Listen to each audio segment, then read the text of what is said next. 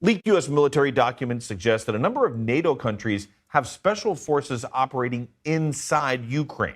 BBC News reports that according to the documents, the UK has the largest contingent of troops in Ukraine. The U.S. government is investigating the source of that leak. Hugo Bachega from our partners at the BBC is following this story for us from Kyiv. Hugo, thanks for joining us. What's been the reaction to some of the details in these documents? Yeah, Omar, it's interesting because we haven't heard a lot from the Ukrainians. I think initially they tried to downplay the significance of these leaks. So you mentioned there that one of the documents show that Western countries, NATO countries, have special military forces operating here in Ukraine. And now these documents seem to confirm this information, and those countries include the US, the UK with the largest force, and also France.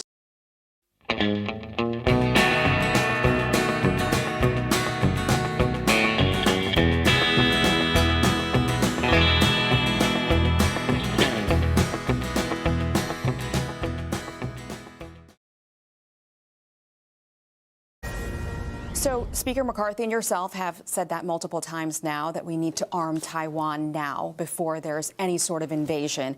What about U.S. troops? I think, then you're talking about an authorized use of military force that would come out of my committee, or a declaration of war, which we haven't utilized since World War II. Would you support that?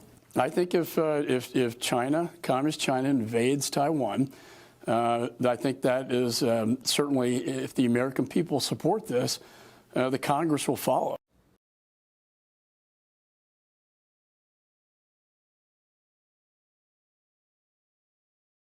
Back to Exit 61. Today I'm adding a new topic, if you will, that will be the subject of at least a 20-part series. We're deviating a little bit from the norm, but we'll still have that other content intertwined between these new videos. I had originally planned to stick to my hobbies and interests, but the current state of the world has given me a sense of urgency to provide extremely important information. Okay, you all can look at my pretty face right now. But pretty soon I'll be replacing this with images from specific topics I'm talking about, survival topics, and video clips and things like that that are useful for that, as well as my own. When I get into the details, I'll be putting in video clips of me actually showing you how to do certain skills. Okay, I want to put it that way. So anyway, I need you all to listen, and listen very carefully. The world is dangerously close to a shooting war between superpowers. And the powers that be seem hell-bent on that very outcome. So much so that I've got notes here. I've got points, bullet points and stuff like that written down. But so much so that people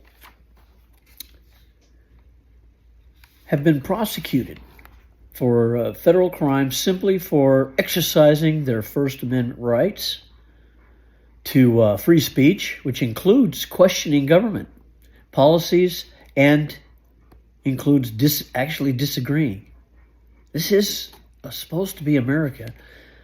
Don't let that escape. Don't let that get away. But anyway, that's not what this video is about. This video and this series is about, no matter what happens, whether it's natural disaster, political unrest, social upheaval, alien invasion, whatever, or zombie apocalypse, that you'll be able to have a chance with information, knowledge, and skills to be able to possibly survive if you act quickly. So I won't be using this platform or my channel to voice my agreement nor my disagreements with all that's going on.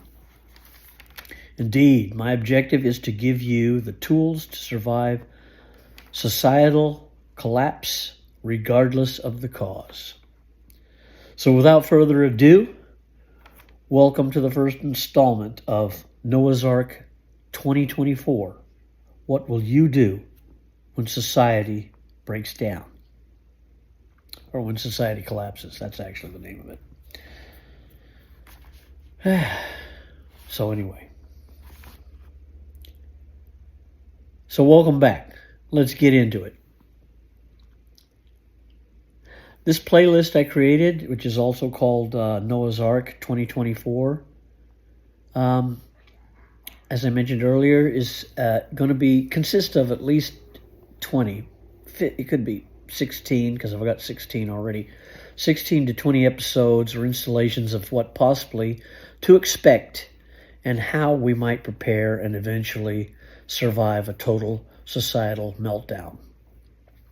Each episode will highlight and detail one of these episodes or one of these subtopics or points until we have covered every aspect of how to survive a more and more likely apocalypse. Yeah, I know everybody throws the word apocalypse around, but it just basically means everything going to shit, into chaos. So anyway, and before I list these survival topics, if you think of anything I've not covered and or want information on or information about, leave it in the comments below.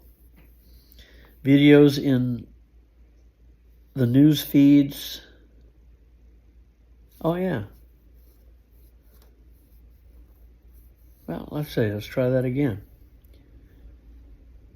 To improve the appearances of these videos in the news feed, I need you all to go ahead and click the thumbs up, share, and subscribe. That improves the algorithm, shows up in the feed, and I don't want you to miss anything. So, let's get to it. Number 1. Get in shape, improve your health. Now, what does that mean? What does that mean? Anything is better than today. So whatever you do to improve yourself health-wise or fitness-wise is going to be better than today.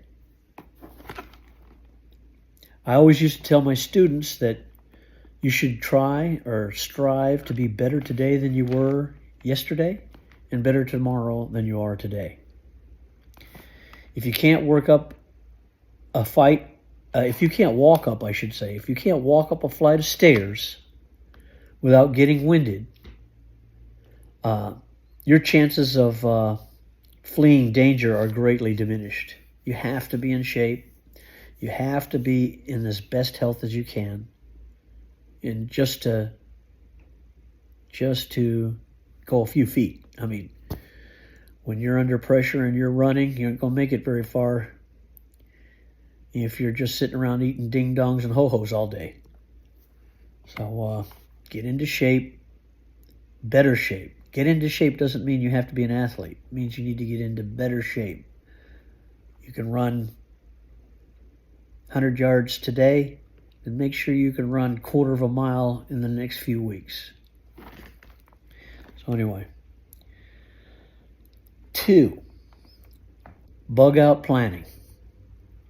And the reason number 1 is number 1.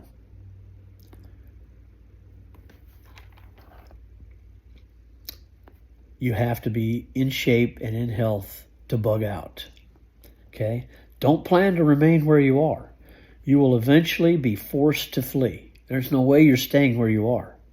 So the sooner you recognize that, the better off your chances are for survival, unless you already live in a mountaintop and far enough away from civilization, because they're going to come to you. And you don't want to get trapped. You don't want to be there when the mob gets there. They're going to be hungry. They come from the cities. Okay, there's no food in the cities. All they have is what was brought in. I think they have a few days' supply in stores. Of course, you've seen how looting goes. You know, toilet paper can disappear in one day. So where are they going to go? Where are all those people, urban dwellers, going to go? They're going to come out to the suburbs and overrun you and you need to be ready to leave well before that ever happens.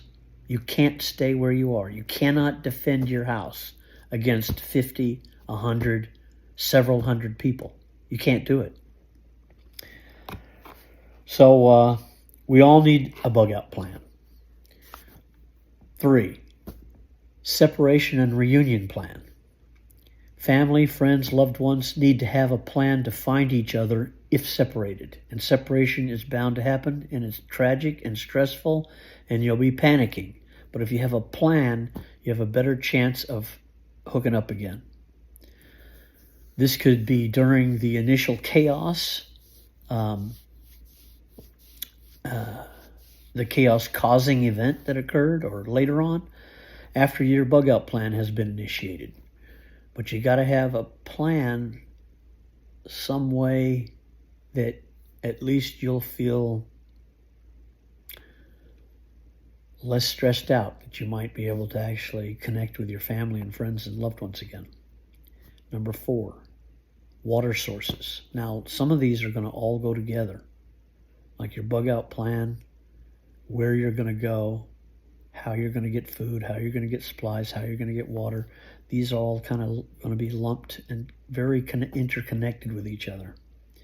So your water sources and purification is very important, because you can only carry so much water. I mean, if you're carrying 100 pounds of water, what else are you going to carry? You can carry food and water. You know, it just isn't possible. So you need to have water sources identified and purification processes.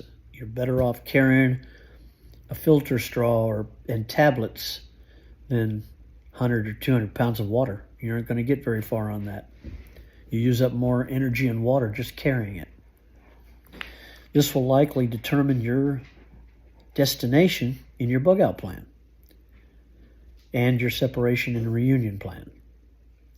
So knowing those water sources and having your purification methods ready. Food is kind of on the same way. How are you going to eat? What choices are there to eat? You can't carry hundreds of pounds of food on you. You're going to be running. You can't carry any of it.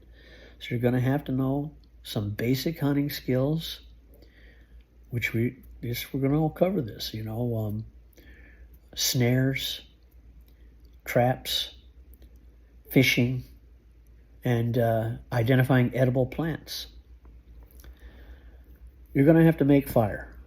The basic thing man did when he came out of the cave is make fire. You make fire to eat food so you don't get sick and die. Okay? So you need fire for warmth, you need fire for food, and you need fire to purify your water, especially if you didn't or don't have any purification chemicals or filters. But that's all we're going to talk about when we start talking about your water supply. You're going to need to know self-defense, and that's something I'm an expert at. Okay? I've been doing martial arts since I was 8 years old. I'm 65. A long time. I was an instructor for 20 years. So we're going to have some crash courses in some basic armed and unarmed self-defense and improvised weapons. Point 8, land navigation. You have to know how to set a course and not walk yourself in circles.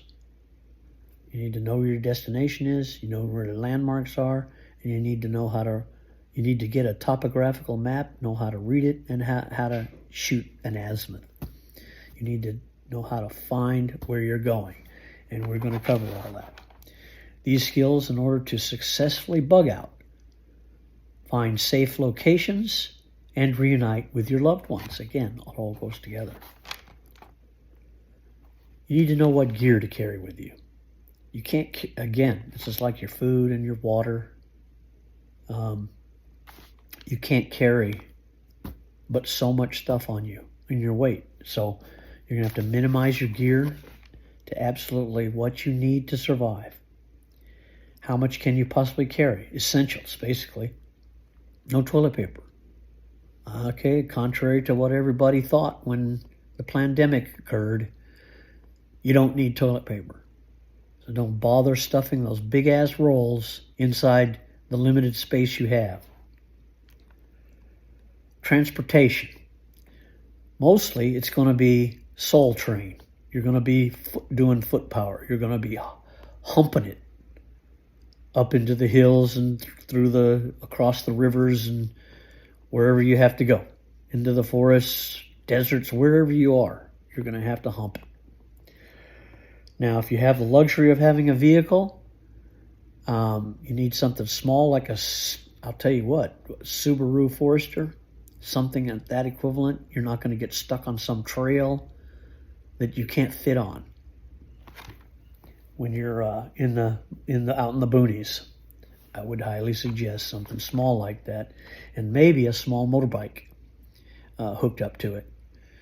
A dirt bike of some sort is really so much better than any of that. Or, if you ride horses or donkeys and they just happen to be available, then, ride your horse as far as you can. But that's going to be somebody who also needs water and food and shelter. Number 11, then, shelter. Finding versus constructing. So we're going to go all over that, finding, looking and observing and what makes good shelter and how to make some just basic shelter to keep the elements off of you or to keep you off the ground if necessary. And to keep a low profile so you're not spotted out there. 12 is you need to know your destinations, which are all part of the land navigation and hooking up with your family and your bug out plan. You need a destination. And the best thing is to be, if you can, up on a mountaintop as far away from people as you can possibly get. But that second part is important. As far as away as you can get from people. Because they're going to become your biggest point of stress. You don't know who's your enemy or who's not. So just get away from it until things settle down. 13 is identifying and dealing with the aftermath threats, stragglers and mobs.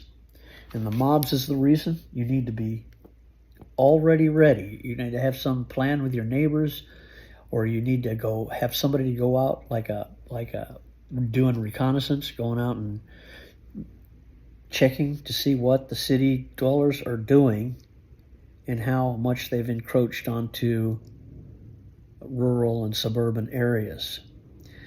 You don't want to get caught in that. You will get overrun and probably not survive. Everything's going to be taken from you. That's why you really don't need to stock your house up. A lot of people will sit here and stock for 6 months. Why? You're not going to be able to stay in your house for 6 months. In total social meltdown, the mobs will come and overrun you. There's no point in having all that crap in your house. And everybody's going to know where the food is, and they're going to go to you. They're going to go to you. The best thing you can do is identify as soon as possible the likelihood of the very hungry and angry and scared people coming into your neighborhood, and get the hell out way before that ever happens. That was number 13.